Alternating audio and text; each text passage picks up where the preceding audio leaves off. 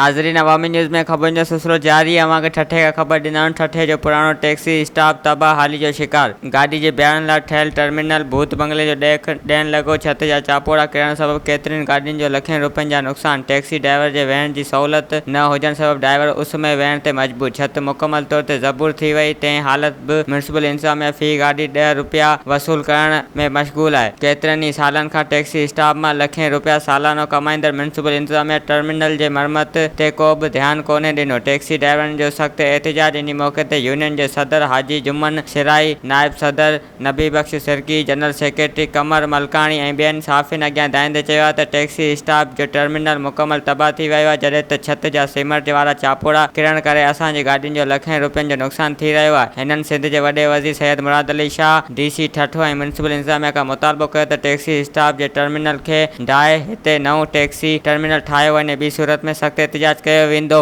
वधीक ख़बरुनि ऐं तफ़सील जे लाइ विज़िट कयो असांजी वेबसाइट awamiNewsHD.com ऐं ॾिसंदा रहो अवामी न्यूज़ HD।